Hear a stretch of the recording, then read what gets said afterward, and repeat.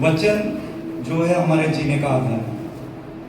वचन हमें उन चीजों को बताता है, वचन हमें वो चीजें सिखाता है जो हमें कोई दुनिया की चीजें नहीं सिखा सकती। सारे जीवन का जो सार है, हमें कैसे जीना है, कैसे रहना है, कैसे चलना है, ये वचन में समाया हुआ है। अगर वचन हम ध्यान से सुनते हैं और सुनकर वचन के अनुसार चलने की कोशिश करते हैं और चलते हैं, कोशिश नहीं बोलनी पड़ेगी, जब हम वचन के अनुसार चलते हैं 100% हम ब्लेस होते हैं। हालेलुया। आज परमेश्वर से बोले कि परमेश्वर मुझे वो ताकत दे कि मैं तेरे वचन को सुनूं, सिर्फ सुनूं नहीं तो आज के बाद चलना शुरू। कई बार हम वचन तो सुनते हैं, वचन सुनते हैं, लेकिन वचन के अनुसार चलते नहीं। संडे आ गया, चर्च में आते हैं, आराधना करते हैं, नाचते हैं, ताली बजाते हैं, हर एक चीज करते हैं, लेकिन जब वचन सुनने की बारी आती है तब लोगों को बांसियां आना शुरू होती है। लोग बांसियां देना शुरू हो जाते हैं, लोगों का मन इधर उधर भटकना शुरू हो जाता है और वचन को नहीं सुनते। लेकिन जो बंदा वचन को सुनता है, सिर्फ सुनना मायने नहीं रखता, वचन को सुनने के बाद वचन के अनुसार चलना भी मायने रखता है। अब मैं आपको यहाँ पर सिखा रहा हूं कि झूठ मत बोलो और बाहर जाकर सरासर झूठ बोलो, तो चलना नहीं बोलेगा, सिर्फ सुनना होगा। और सुनने वाला कभी भी ब्लेस नहीं होता, सिर्फ सुनने वाला कभी भी ब्लेस नहीं होता। जो सुनता है और सुनकर वचन के अनुसार चलता है वो आशीषित होता है। हालेलुया। लेकिन हम सुनना पसंद करते हैं लेकिन चलना बहुत कम पसंद करते हैं। वचन के अनुसार सुनो भी और चलना भी शुरू करो। हालेलुया। और जब वचन को हम सुनते हैं और उसके अनुसार चलते हैं, जो चलेगा वचन पर वो 100% 100% ब्लेस होगा यीशु के नाम से। आपका आमीन बड़ा छोटा है, मुझे लगता है आप चलना नहीं चाहते। Hallelujah, hallelujah. वचन पर चलना बहुत आसान भी है और बहुत मुश्किल भी है। अगर हम परमेश्वर पे अपने मन को लगाते हैं, परमेश्वर में अपने जीवन को जीते, तो वचन के अनुसार चलना बड़ा आसान हो जाता है। लेकिन अगर हम परमेश्वर की बातों पर नहीं, लेकिन संसार की बातों पर मन लगाते, मनुष्य की बातों पर मन लगाते, शैतान की बातों पर मन लगाते, तो वचन के अनुसार चलना बहुत मुश्किल हो जाता है। वचन के अनुसार चलना बहुत मुश्किल भी है, बहुत आसान भी है। मुश्किल इसलिए है कि वचन के अनुसार चलने के लिए आपको अपने अभिलाषाओं को, अपने हर शरीर की अभिलाषा हो या कुछ भी अभिलाषा हो, सांसारिक अभिलाषा हो, उन अभिलाषाओं को, शारीरिक और सांसारिक अभिलाषाओं को आपको मारना पड़ेगा और फिर आप प्रभु में अच्छी तरीके से अपने जीवन को जी सकते हो और वचन पर चलकर अपनी जिंदगी को बसर कर सकते हो। हालेलुया। तो वचन सिर्फ जब सुनने का मन आता, जब सुनने की वचन सुनने की बारी आती है ना, तब लोगों के ध्यान देखो इधर उधर होते हैं। अभी आपने क्या करना है पता है? आज से वचन सुनते सुनते एक नजर पड़ोसी पे भी मारनी है, उसकी आंखें मेरी तरफ है क्या देखना है, अगर उसकी आंखें इधर उधर है तो उसको ऐसे उंगली करना है सामने से। हालेलुया। ठीक है, क्योंकि जब तक मैं आपको जो वचन सुना रहा हूं, जब वो आप सुनेंगे नहीं ध्यान से, आप कभी भी बढ़ नहीं पाओगे। कितने लोगों ने परमेश्वर की आवाज को सुना है? लोगों को हजारों शब्दों को सुनना है परमेश्वर से, सुनना चाहते हैं। अब वो परमेश्वर की हजारों बातें आपको कहां मिलेगी? कहां मिलेगी? परमेश्वर ने बोला है मैंने तुझसे जो बोलना है, तुझसे जो प्रतिज्ञा करनी है, तुझसे जो वादे करने थे, तुझको जो सिखाना था इस बाइबल में लिख लिया है। अब तू जब इसको पढ़ेगा तो तू सुनेगा कि मैं तुझसे क्या बोलना चाहता हूं। लेकिन हम पढ़ते हैं, अगर मैं अभी पूछूं नॉर्मली एक बंदे को खड़ा करके कि भाई तूने क्या पढ़ा था कल, वो सोचने लग जाएगा मैंने क्या पढ़ा था। सोच सोच कर जवाब देगा। लेकिन जो पढ़ने वाला है ना, वो सीधे खड़ा हो जाएगा, बोलेगा मैंने मत्ती रचित सुसमाचार उसका 5वां अध्याय पढ़ा था और उसमें लिखा पहाड़ी उपदेश के बारे में, धन्य है वे जो दीन है। वो बताना शुरू कर देगा क्योंकि वो पढ़ता है। आप वचन को अपने जीवन में कितना महत्व देते हो? बहुत जरूरी है कि आप वचन को अपने जीवन में महत्व दो, तब आप परमेश्वर की बातों को समझोगे, परमेश्वर आपसे क्या कहना चाहता है। जब आपको डर लगने लग जाएगा, जब आप डरे हुए होंगे बीमारी के कारण, परेशानियों के कारण, कर्जे के कारण, अलग अलग बातों के कारण, अलग अलग समस्याओं के कारण आपके अंदर वो डर होगा, तब परमेश्वर का वचन अगर आप पढ़ोगे तो उसमें लिखा है डर मत, मैं तेरे साथ। हालेलुया। वचन पता होगा तो आप डरोगे नहीं ना। वचन ही पता नहीं तो डरना शुरू है। जब दोनों इजरायली लोग लाल समुद्र के पास आए थे तो वहां पर भी डर का माहौल था, लेकिन मूसा ने कहा डरो मत, चुपचाप खड़े रहो। आज परमेश्वर तुम्हारे लिए उद्धार का काम करेगा। अगर परमेश्वर तो मूसा को बोल सकता है डर मत, तू उद्धार का काम करने वाला, मूसा के टाइम तूने किया तो तू मेरे लिए भी कर सकता है। कौन बोल पाएगा? वचन पढ़ने वाला। मत डर, मैं तेरे साथ हूं, परमेश्वर कहता है। परमेश्वर मैं क्यों डरूं? मैं जानता हूं तू मेरे साथ है। भले मेरे सर के ऊपर कर्जा है, भले मेरे को लोग ताने मारते हैं, भले लोग मैं परेशानी में हूं, भले मैं कर्जे में हूं, भले मैं अलग अलग समस्याओं में गिरा हूं, मैं डरूं क्यों प्रभु? क्योंकि तू मेरे साथ है, तेरा वादा कहता है तू मुझे कभी नहीं छोड़ेगा। तो अगर तू मेरे साथ है तो मैं क्यों डरूं? तेरा वचन कहता है और ये झूठ नहीं हो सकता। परमेश्वर बीमारी को चंगा कर देगा, परमेश्वर डर को निकाल देगा, लेकिन बोल कौन पाएगा? वचन पढ़ने वाला। वचन ही नहीं पता, पिछला याद नहीं, अगला भूल गए। तो वचन को जब तक आप अपने जीवन में कीमत नहीं दोगे तब तक आप परमेश्वर की बातों पर कभी भी मन नहीं लगा पाओगे। आइए इस वचन को मैं पढ़ता हूं, आप लोग ध्यान से सुने इसके बारे में क्या लिखा हुआ है। इसमें लिखा हुआ है, उस समय यीशु अपने चेलों को बताने लगा, अवश्य है कि मैं यरूशलेम में जाऊं और पुरनियों और प्रधान याजकों और शास्त्रियों के हाथ से बहुत दुख उठाऊं और मारा डाला जाऊं और तीसरे दिन जी उठूं।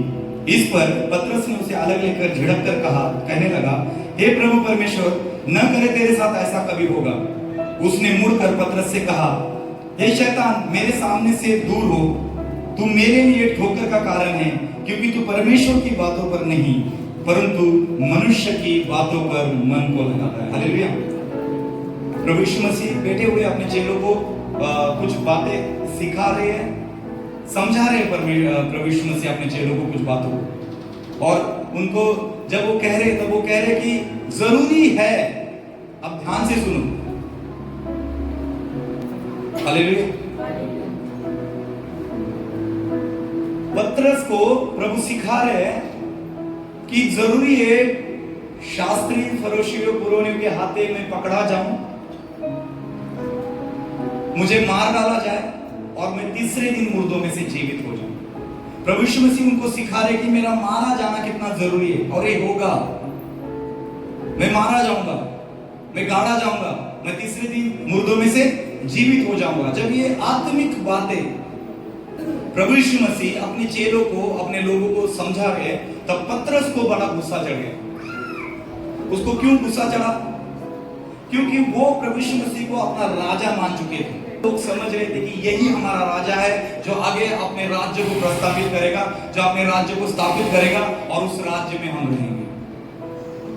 और इस कारण पतरस ने प्रभु यीशु मसीह के हाथ को पकड़ा और बोला कि बाहर साइड में ले गया और उसको झिड़कने लगा। झिड़कने का मतलब क्या है बताइए? कितने लोग जानते हैं झिड़कना क्या होता है? झिड़कने का मतलब है तू ये क्या कर रहा है, तू कैसे बोल सकता है, तू ये कैसे कर सकता है, तू ये मत कर, तू वो मत कर, ये गलत कर रहा है, तू लगा है, झिड़क रहा है। पतरस यीशु मसीह को झिड़क कर कह रहा है कि तू ये कैसे बोल रहा है, ऐसा कभी तेरे साथ ना हो। तो प्रभु यीशु मसीह उसको कहते हैं, शैतान मेरे सामने से दूर हो जा, क्योंकि तेरे कारण तू ठोकर का कारण है। तू मुझसे दूर हो जा, क्योंकि तू परमेश्वर के कामों के लिए ठोकर का कारण है। हालेलुया। तब प्रभु यीशु मसीह उसको कहते हैं, क्योंकि तू परमेश्वर की बातों पर नहीं परंतु मनुष्य की बातों पर मन लगाता है। हालेलुया। किसकी बातों पर मन लगाता है? आज अपने बारे में अपने आप को पूछना, मैं किसकी बातों पर मन लगा रहा हूं? क्या मैं संसार की बातों पर मन लगा रहा हूं? क्या मैं मनुष्य की बातों पर मन लगा रहा हूं? अगर मैं मनुष्य की बातों पर मन लगाता हूं, अगर मैं संसार की बातों पर मन लगा रहा हूं, पर संसार की बातों में ज्यादा में इन्वॉल्वमेंट मेरी ज्यादा है, तो मैं शैतान की बातों को पूरा कर रहा हूं। समझ रहे मेरे साथ? अगर हम परमेश्वर को छोड़कर मनुष्य की बातों पर मन लगाते, संसार की अभिलाषाओं पर मन लगाते, संसार में ज्यादा इन्वॉल्वमेंट होते और मनुष्य की बातों में ज्यादा इन्वॉल्वमेंट होती है, हमारा सहभाग ज्यादा मनुष्य की बातों पर होता है, तो हम शैतान को अपनी जिंदगी में वाव देते और हम किसके लिए काम करना शुरू करते? शैतान के किंगडम के लिए काम करना शुरू हो जाते, शैतान के राज्य के लिए काम करना शुरू हो जाते। इसीलिए प्रभु यीशु मसीह कहते हैं कि तू मनुष्य की बातों पर मन लगाता है, परमेश्वर की बातों पर तू मन नहीं लगा रहा, तू शैतान की बातों पर मन लगा रहा है, मतलब तू मनुष्य की बातों पर मन लगाता है। जब हवा ने पाप किया तो एक इंसान था, जब परमेश्वर ने उसको बनाया, आदम बाग में रखा, सर्प आया और उसको कहा कि इस फल को तू खा ले, ये फल खाएगी तो तू परमेश्वर के तुल्य हो जाएगी। उसके अंदर घमंड चढ़ गया, मैं तो परमेश्वर के समान बन जाऊंगी। और फिर उसने उसको झूठ बोला कि इस फल खाओगे तो तुम नहीं मरोगे, कुछ नहीं होगा, तो इस फल को खा ले। शैतान ने उसको भरमा दिया। जब शैतान ने उसको भरमा दिया तो क्या हुआ? उसने पाप किया। उसने किसकी बातों पर मन लगाया? उसने शैतान की बातों पर मन लगाया। उसने शैतान की बातों पर अपने ध्यान को लगाया और उस कारण उसने पाप किया और वो पाप सारी मनुष्य जाति पर फैला और उसका कारण एक ही हो गया, मृत्यु, जो आज मनुष्य पर फैली हुई है। Hallelujah, hallelujah. हम आज जिस वचन के बारे में सुन रहे हैं, परमेश्वर की बातों पर मन लगाना। अगर हम संसारिक बातों पर मन लगाते, अगर हम संसारिक बातों में अपनी इन्वॉल्वमेंट देते, अपनी सहभागिता देते, तो हम कभी भी परमेश्वर की बातों पर अपने मन को नहीं लगा सकते। और परमेश्वर की बातों पर जब हम मन लगाते, परमेश्वर की बातें बरकत का कारण होती है, परमेश्वर की बातें आशीर्वाद का कारण होती है, परमेश्वर की बातें उन्नति का कारण होती है, परमेश्वर की बातें बढ़ने का कारण होती है, परमेश्वर की बातें प्रगति का कारण होती है। अगर परमेश्वर की बातों पर हम मन लगाते तो चंगाई हो जाती है। परमेश्वर की बातों पर अगर हम मन लगाते तो आपकी शांति, आपकी कृपा आपके पास आती है। परमेश्वर की बातों पर मन लगाने से परमेश्वर आपके घर में आते हैं। परमेश्वर की बातों पर मन लगाने से परमेश्वर आपके साथ रहना शुरू करते हैं। और फिर हम बोल सकते हैं, जितने हथियार मेरे हानि के लिए बनाए गए मुझ पर सफल नहीं होंगे, क्योंकि मेरा मन परमेश्वर के साथ लगा हुआ है। हालेलुया। रोमियो की पत्री उसका 8 अध्याय और 5 आयत से पढ़ो। क्योंकि शारीरिक व्यक्ति शरीर की बातों पर मन लगाते हैं, परंतु आध्यात्मिक आत्मा की बातों पर मन लगाते हैं। शरीर पर मन लगाना तो मृत्यु है, शरीर पर मन लगाना तो मृत्यु है, परंतु आत्मा पर मन लगाना जीवन और शांति है। परंतु आत्मा पर मन लगाना जीवन और शांति है। शरीर के पर मन लगाना, शरीर की बातों पर मन लगाना क्या है? मृत्यु है। यहां पर पौलुस रोमियो की पत्री में हमें ये साफ तौर पर समझा रहा है, अगर हम मनुष्य की बातों पर, मतलब शारीरिक बातों पर अपने मन को लगाते, शरीर की बातों को सुनते हैं, शारीरिक बातों में चलते हैं, परमेश्वर की बातों को अनसुना करते हैं और मनुष्य की बातों पर चलते हैं। कई बार क्या होता है, एक बंदा, 2 परिवार है, दोनों चर्च में आते, दोनों अच्छी दोस्ती बन गई है। मन्नत और नितिन की अच्छी दोस्ती बन गई है और नितिन का मन नहीं कर रहा चर्च जाने के लिए। और जब नितिन का मन नहीं कर रहा चर्च जाने के लिए, तो उसने फोन किया मन्नत को, हाँ मन्नत, मेरा बिल्कुल मन नहीं, मैं नहीं जा रहा हूं, तू जा रहा है क्या चर्च में?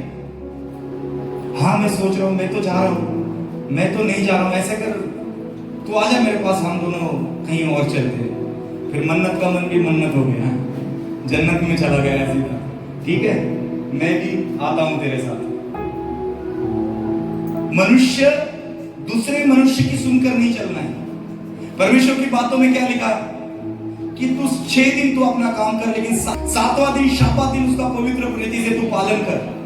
लेकिन अगर हम कई बार मनुष्य की बातें सुनते हैं, आज तो शादी ब्याह खाना है, उधर जाना है, मैं तो शादी में ब्याह खाने जाऊंगी, मैं तो आज पार्टी करने जाऊंगा, मैं तो आज ये करूंगा, मैं तो आज वो करूंगा।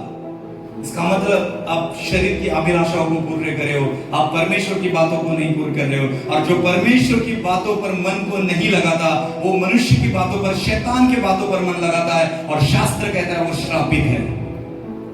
हालेलुया। परमेश्वर की बातों पर मन लगाना सीखो।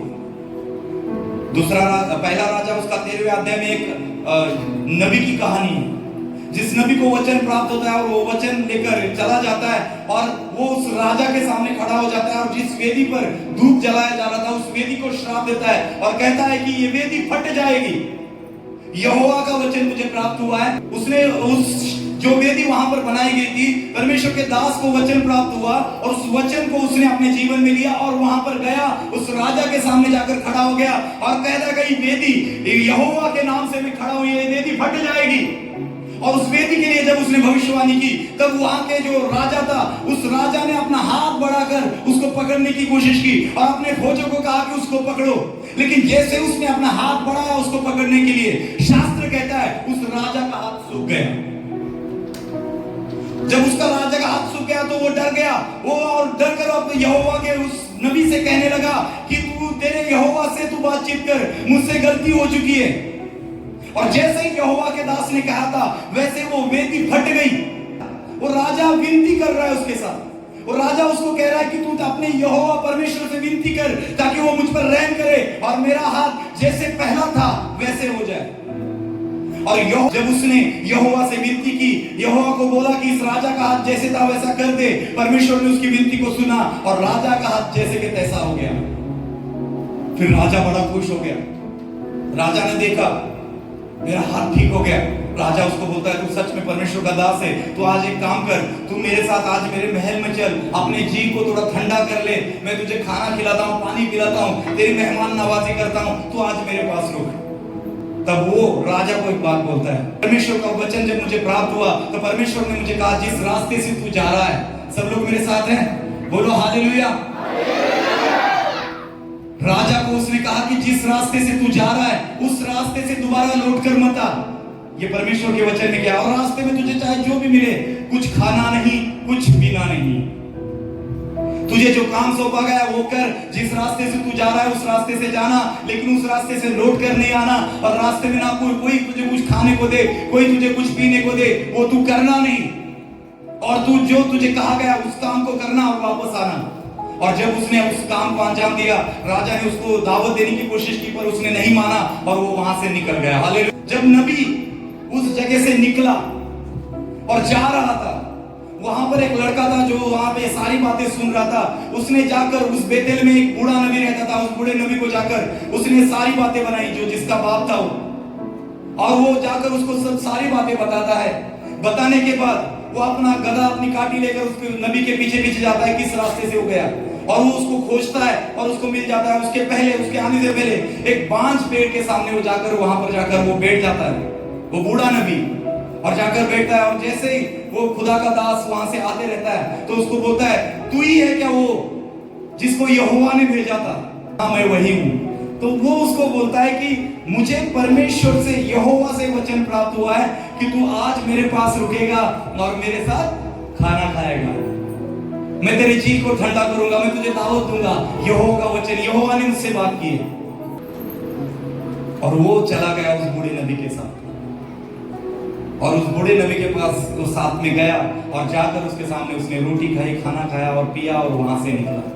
रास्ते में जब पहुंचता है तो एक शेर आकर उस नबी को उसने फाड़ दिया। शेर ने उस गधे को भी उसने मार दिया, पर उनको खाया नहीं और वहीं बैठा रहा।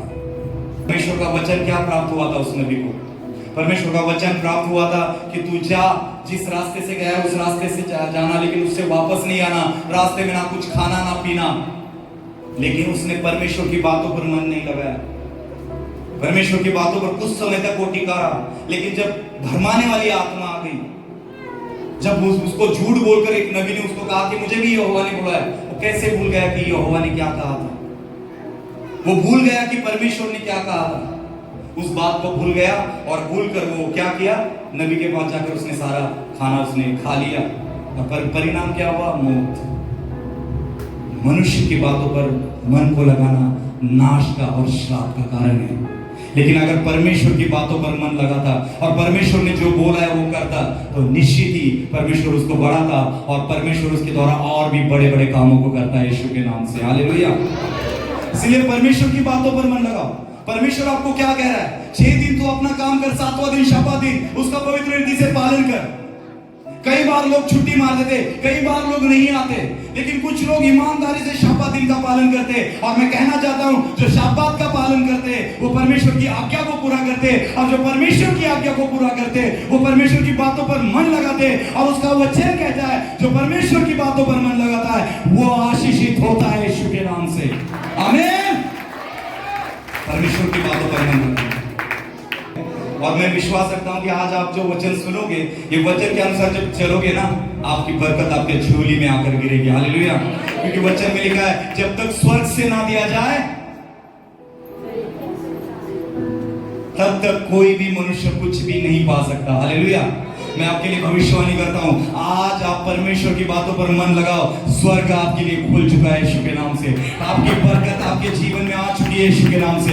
आपकी आशीष आपके जीवन में आ चुकी है। आपकी चंगाई, आपका चमत्कार आपके पास आ चुका है यीशु के नाम से। आमीन। आपका आमीन छोटा है, आमीन ऊंचा कहो। ये आशीष आपकी होने वाली है यीशु के नाम से। हालेलुया। शाऊल राजा था, शाऊल राजा को परमेश्वर ने कहा कि जा और जाकर क्या कर, पलिश्तियों का विनाश कर। वहां से कुछ नहीं लाना, ना वहां से कुछ ढूंढना, ना वहां से कुछ लेना। जाना और पैसा क्या, जानवर क्या, मनुष्य क्या, सबका विनाश करना, कुछ भी नहीं लेकर आना। लेकिन जब शाऊल वहां पर जाता है, जाकर युद्ध होता है, युद्ध होने के बाद शाऊल राजा वहां पर जीत जाता है। लेकिन जीतने के बाद वो क्या करता है, वहां उस राज्य की जो अच्छी अच्छी चीजें थी वो अपने साथ वापस ले आता है। लेकिन परमेश्वर ने उसको क्या कहा था? परमेश्वर ने कहा था कि जा और विनाश कर आ, वहां से कुछ भी नहीं लाना। लेकिन उसने परमेश्वर की बातों पर मन नहीं लगाया, उसने परमेश्वर की आज्ञा को स्थान नहीं दिया, और उस कारण उसने अपने मन की सुनी, अपने साथियों की सुनी। वहां जाकर जब वो युद्ध जीता, वहां से उसने अच्छी अच्छी मूल्यवान वस्तुएं अपने साथ ले आए। परिणाम क्या हुआ? परमेश्वर को इस बात से क्रोध आया, और परमेश्वर ने कहा कि जो राजगद्दी मैंने तुझे दी है, जो राजा मैंने तुझे बनाया, वो गद्दी तेरे पास नहीं रहेगी। हालेलुया। मैं आज आपको बताना चाहता हूं, ध्यान से सुनो। अगर आप परमेश्वर की बातों पर मन नहीं लगाते, जो परमेश्वर ने आपके पास आशीष दी हुई है वो आपके पास कभी बनी नहीं रहेगी। अगर आप शरीर की अभिलाषाओं को पूरा करते हो, आप मनुष्य की बातों पर मन को लगाते हो, शैतान की बातों पर मन लगाते हो, मनुष्य की और शैतान की बातों पर मन लगाते हो, तो आपकी आशीष कभी बनी नहीं रहेगी। वो कुछ समय तक होगी। आप सोच रहे हो मेरा घुटना बड़ा दर्द था, हालेलुया, परमेश्वर ने मुझे चंगा किया है। उसके बाद आप लग गए अपने काम करने, धीरे धीरे दर्द वापस आ गई। पास्टर जी बड़ा दर्द हो रहा है। क्या रीजन है? रीजन यही है कि आपने परमेश्वर की बातों पर मन लगाना छोड़ दिया है। आप मनुष्य की बातों पर मन लगा रहे हो, शैतान की बातों पर मन लगा रहे हो। और जो शैतान की बातों पर मन लगाता है ना, वो अपने आप में घमंडी बन जाता है। आत्मिक घमंड भी आपको कितने लोगों को पता है? पहले मैं बहुत बुरा था, मैं बहुत पापी था, मैंने ऐसा किया, मैंने वैसा किया, अब मैं प्रभु के रास्ते में जीता हूँ, परमेश्वर के लिए जीता हूँ। और धीरे धीरे अपने आप को इतना परमेश्वर ने बढ़ा लिया कि आप मेरे सामने सारे तुच्छ लगने लगे। कोई पापी व्यक्ति बैठता है, कोई किसी ने कुछ थोड़ा बहुत कर दिया है तो वो मेरे सामने तुच्छ होने लगा। आत्मिक घमंड, परमेश्वर घमंड कभी भी बर्दाश्त नहीं करता।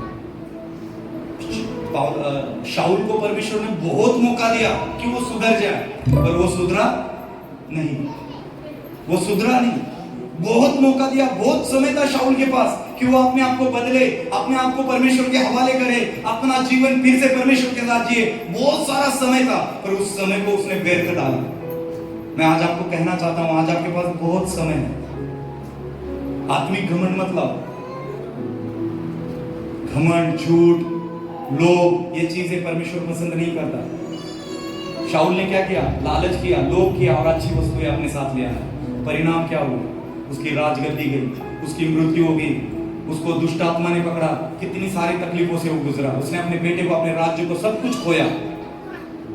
इसीलिए परमेश्वर की बातों पर मन लगा। और परमेश्वर का वचन कहता है कि झूठ मत बोलना। आजकल समय समय पर झूठ होता है, चलते चलते झूठ होता है, उठते बैठते झूठ होता है। वचन में लिखा है मार्ग, सत्य और जीवन में हूं। परमेश्वर कौन है? सत्य है। हाथों को उठाकर बोलो परमेश्वर सत्य है, परमेश्वर सच्चा है, वो सच्चाई का परमेश्वर है। और शैतान झूठ का पिता है, शैतान झूठ का पिता है। बोलो बोलो ऊंची आवाज में बोलो, शैतान झूठ का पिता है। अगर मैं झूठ बोलता, बोलो शैतान झूठ का पिता है। अगर मैं झूठ बोलता हूं, शैतान मेरा पिता ठहरता है।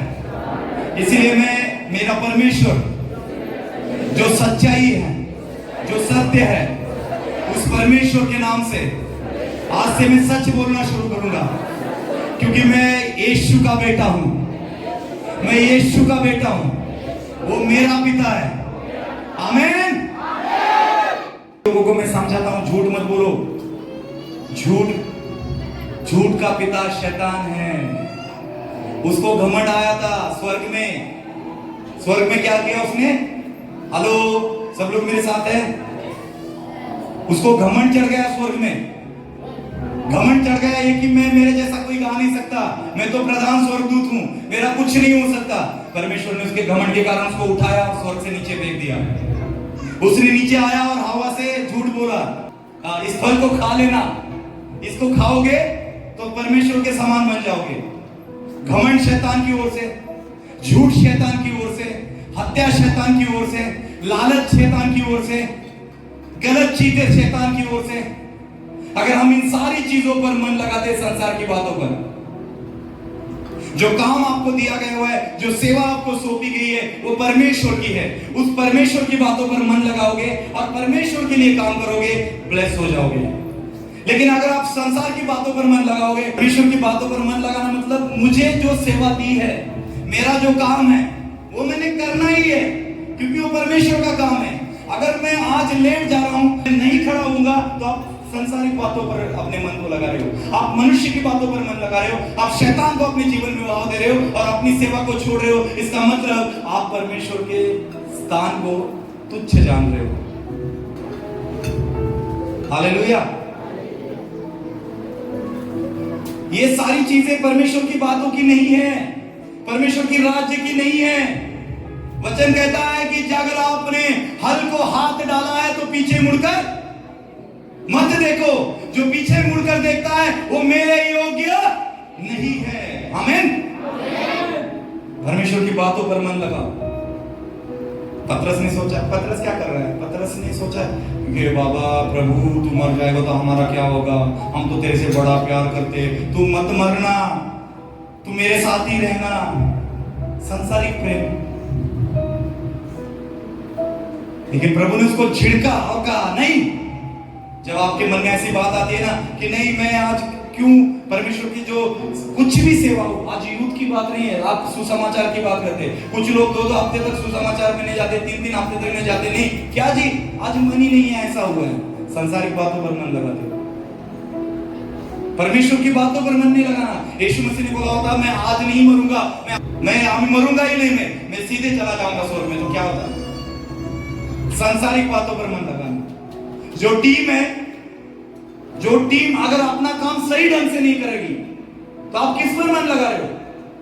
परमेश्वर का नबी जब किसी को चुनता है, किसी को रखता है, आपको पता है मूसा जब खड़ा था, जब मूसा बहुत लोगों का न्याय करने खड़ा होता था तो उसको घंटों लगते थे, लोग लाइन लगाकर खड़े हो जाते थे, बहुत ज्यादा समय जाता था। उसके ससुर ने देखा और कहा कि तू ये क्या कर रहा है, तू अकेला सब मत कर, तू अकेला सब करेगा तो तू कभी भी इसका निवारण नहीं कर पाएगा, कभी भी तू इसका समाधान नहीं कर पाएगा।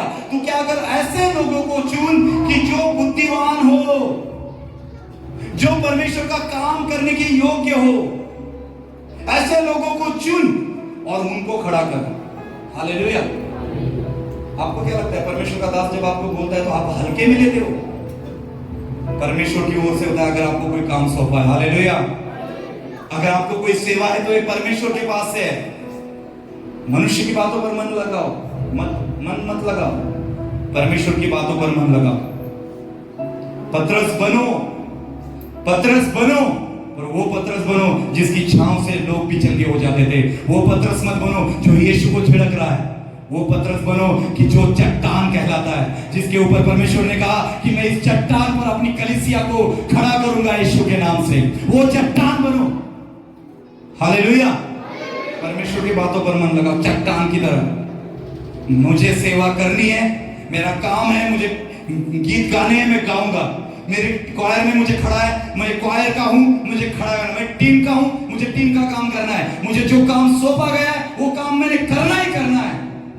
और जब आप ये सोच अपने मन में लाते हो तब आप परमेश्वर का काम करना शुरू हो जाते हो। जब आपके मन में सोच आए ना ऐसी, तब क्या कहना है पता है कि आज मुझे थोड़ा सा ये हो गया है, आज मैं नहीं करूंगा। तब खड़े हो जाना है, बोलना हे शैतान मुझसे दूर हो जा। आमीन बोलो, आमीन ऊंचा। क्या बोलना है? हे शैतान मुझसे दूर हो जा। जब शैतान को दूर करोगे तब परमेश्वर की बातों पर मन लगाना शुरू करोगे। सीखो इन बातों को सीखकर अपने जीवन में करना शुरू करो। परमेश्वर आपको ब्लेस करेगा। अब मेरे मन में परमेश्वर ने डाला है स्पिरिचुअल लाइफ में बढ़ने के लिए, आत्मिक जीवन में बढ़ना है तो क्या करना है। कल मंडे है, सोमवार है, और परमेश्वर की आत्मा ने मुझे बोला है 21 दिन की फास्टिंग करने के लिए। 21 डेज हम फास्टिंग करने वाले हैं। और हर शाम को यहां पर मीटिंग होगी, रोज 6 बजे। अगर आप स्पिरिचुअल लाइफ में बढ़ना चाहते हो, अगर आप आत्मिक जीवन में बढ़ना चाहते हो तो आपको क्या करना है? इस 21 दिन की फास्टिंग में जुड़ना है। परमेश्वर की आत्मा ने जो मुझसे बात की है वो बातें अद्भुत है। वो बातें करने के लिए तैयार हो जाओ।